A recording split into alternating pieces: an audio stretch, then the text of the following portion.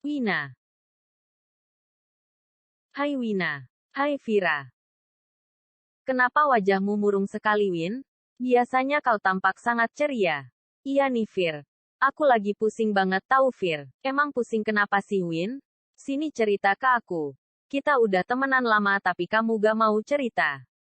Vir. Jadi gini, aku tuh pusing karena kan kita 2 hari lagi ujian. Sedangkan aku belum paham apa-apa, Vir. Emang mata pelajaran apa yang kamu gak bisa, Win? Mana tahu aku bisa bantu kamu. Itu Vir, mata pelajaran IPS. Aku belum bisa, masih ada yang bingung, makanya aku takut entar gak bisa jawab ujian.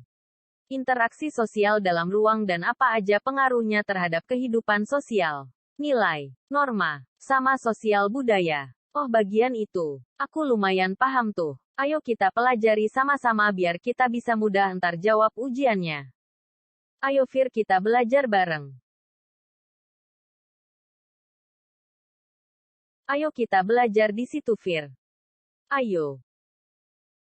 Ku tanya deh ke kamu. Apa sih yang kamu tahu tentang interaksi sosial itu? Aku sih, Vir, interaksi sosial itu ada pengertiannya, syaratnya, dan bentuk-bentuk interaksi sosial. Kamu tahu. Sekarang coba kamu jelasin ke aku apa pengertian, syarat sama bentuk interaksi sosial. Cuma tahu pengertiannya aja, Vir. Hahaha. Berasal dari kata interaksi yang artinya tindakan yang terjadi secara dua orang atau lebih, yang bereaksi akan timbal balik melalui kontak langsung maupun tidak langsung. Nah betul tuh, Win.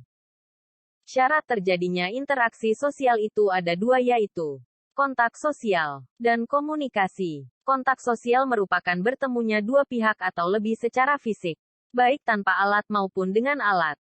Contohnya telepon dan SMS. Sedangkan komunikasi adalah suatu proses penyampaian dan penerimaan pesan dari satu pihak kepada pihak lain, agar terjadi upaya saling memengaruhi antara keduanya.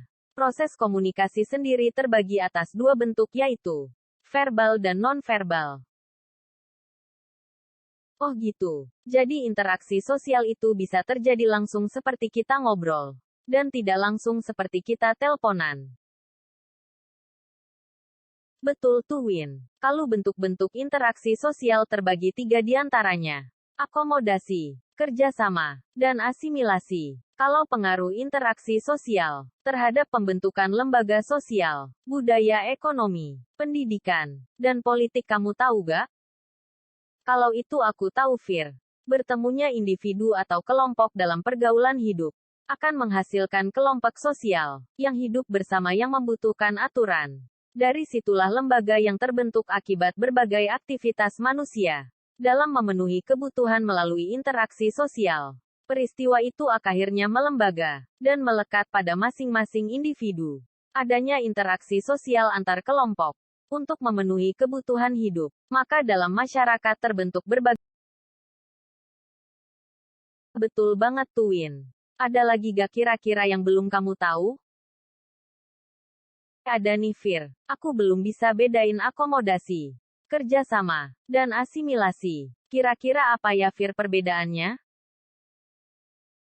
Kerjasama secara istilah berarti suatu usaha yang dilakukan bersama antara individu atau kelompok. Tujuannya untuk mencapai tujuan atau beberapa tujuan bersama. Sedangkan asimilasi adalah percampuran dua atau lebih kebudayaan berbeda yang melebur menjadi satu kebudayaan yang baru. Dan yang terakhir,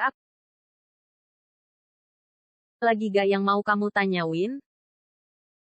Terakhir, kamu bisa buat contoh gak dari pengaruh interaksi sosial? 3 contoh interaksi sosial yaitu: yang pertama, kebutuhan interaksi sosial antara guru dan murid, sehingga terciptalah lembaga sosial berupa sekolah atau lembaga pendidikan. Yang kedua, kebutuhan akan makan dan minum, sehingga terciptalah interaksi sosial antara pedagang dan pembeli lewat. Baik, terima kasih Vira atas bantuan kamu. Aku pede nih ujiannya bisa dapat nilai tinggi. Sama-sama Wina. Aku senang bisa bantu kamu, jadi kita entar bisa dapat nilai tinggi deh. Ya udah ayo kita balik ke kelas Win.